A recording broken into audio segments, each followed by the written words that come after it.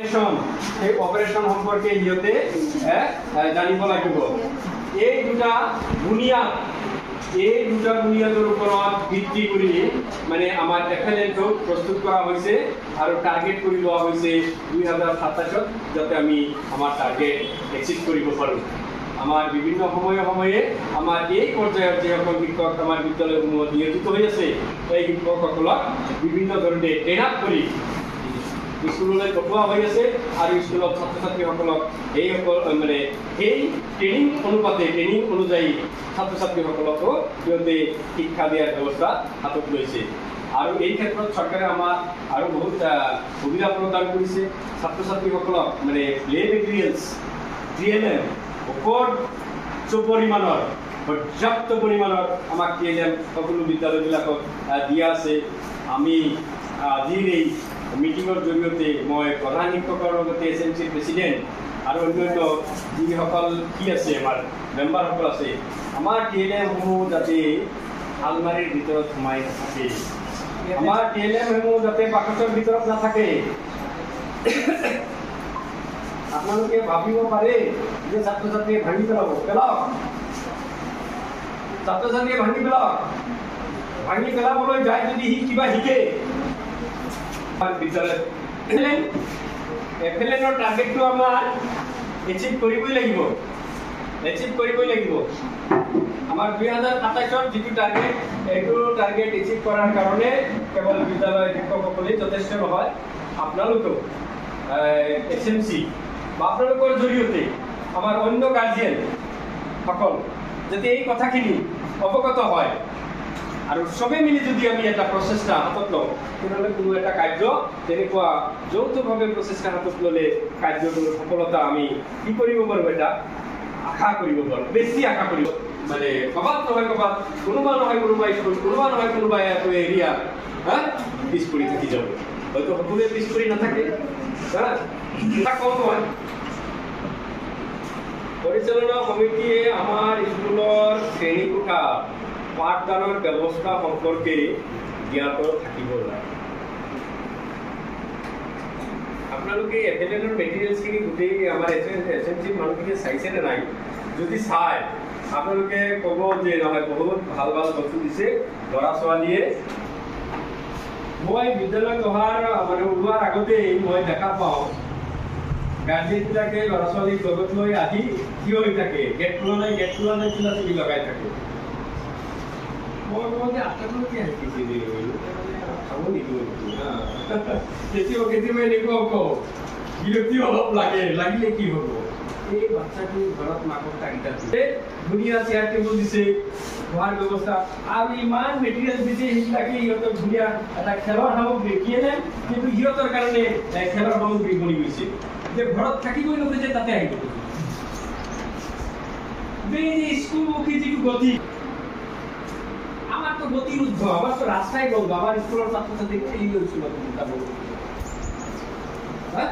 কিন্তু আমাৰ গতি আৰম্ভ হৈছে সেই ছাত্ৰ ছাত্ৰী। গতিকে বিদ্যালয়খন এনেকুৱা হৈ উঠক, বিদ্যালয় গৃহটো আমাৰ মানে কথা চিন্তা কৰিছে, ৰাজনীতিৰ কথা চিন্তা কিবা কাম কৰা হৈছে। তাৰমানে তেওঁৰ জ্ঞানৰ ভাণ্ডাৰত এই নাৰীগত কণ্টিনিউ কৰাৰ কাৰণে যিখিনি ন্যূনতম সুবিধা, তেওঁৰ যুগৰ নেওতাৰ ধাৰণা নাই, সংখ্যাৰ ধাৰণা নাই, বৰ্ণ জ্ঞান নাজানে, ইংৰাজী বৰ্ণ এটা শব্দ এটা লিখোতে মাজতে কেপিটেল লেটাৰ এটা লিখি কয়। যেতিয়া শিক্ষকে গালি দিয়ে তেতিয়া বিৰাট লাভ। মেট্ৰিক পাছ কৰাৰ পিছতো যদি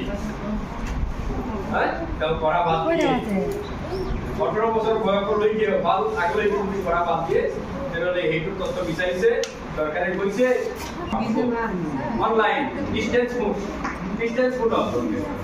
তাৰমানে আগত ৰেগুলাৰ যাব নালাগে।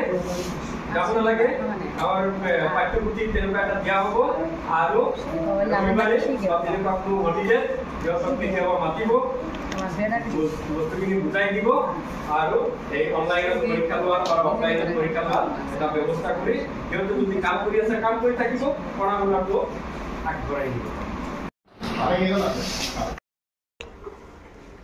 আপোনালোকৰ পাঠ্যৰ ভিতৰত যদি এই কথাটো মেণ্টৰৰ ভূমিকাৰ কথা, এনেকুৱা ছাত্ৰ যদি 80জন ল'ৰা ছোৱালী একেলগে পঢ়ে তেনেকুৱা ছাত্ৰৰ সংখ্যাটো বেছি হ'ব। আমার বালাবিটাতে একটা স্কুল আছে, তাতে ছাত্র মাত্র 40 জন না 42 জন, গোটেই স্কুল মিলি ছাত্র 40-42 জন। যে মানে এনেকুৱা হয় যে ক্লাস যেতিয়া লেজাৰ যেতিয়া যে ক্লাস যেতিয়া এটা ক্লাস চলি থাকে, অন্য এটা ক্লাছত যেতিয়া ছাৰ নাথাকে, নিয়ন্ত্ৰণ কৰাই জুলুম হৈ যায়। কোনে কোনফালে কি কৰি আছে, কি কৰি আছে। সো এই মেন্টৰ টিচাৰৰ মেন্টৰ শিক্ষকৰ এই কথাটো ইয়াতে এইটোই কৈছে। আৰু এই বেংক একাউন্ট খোলাৰ কথা কৈছে। এই যে এডিশনাল সাপোৰ্ট, এতিয়া হাফিজুৰে তেনেকৈ 3 জন ছাত্ৰ, তেওঁৰ স্কুলৰ 4 জন ছাত্ৰ তেনেকৈ সাপোৰ্ট দিব, আইডেন্টিফাই হৈছে তেওঁ দুৰ্বল, গতিকে হাফিজে প্ৰতি মাহে হাফিজৰ 3000 কৈ টাকা দিব গভৰ্ণমেণ্টে। এনেকুৱা সাপোৰ্টৰ ব্যৱস্থা আছে। এইটো মেন্টৰ সাপোৰ্ট। এই বেংক একাউন্টৰ কথা কৈছে নহয়। এতিয়া যদি আমি এই ব্যৱস্থা পোৱাৰ কাৰণে আমি ছাত্ৰখিনিক আইডেন্টিফাই নকৰোঁ, দুৰ্বল বুলি চিনাক্তই নকৰোঁ, তেনেহ'লেতো এই ব্যৱস্থাত আমি সোমাব নোৱাৰোঁ। কথাটো কৈছে, বিশেষকৈ মই শিক্ষকক, আমাৰ প্ৰধান শিক্ষকসকলক কৈছোঁ। আমাৰ বিদ্যালয়ৰ পৰা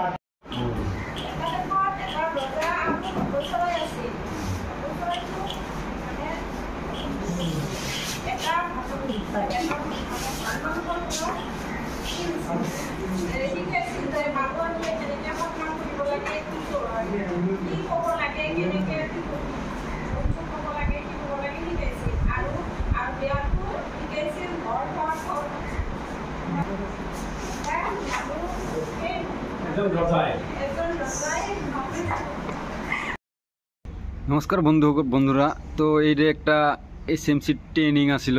তো কীরকম লাগলো ট্রেনিংয়ের ভিডিওটা? যদি আপনাদের ভালো লাগে নিশ্চয় লাইক কমেন্ট শেয়ার করে দিবেন।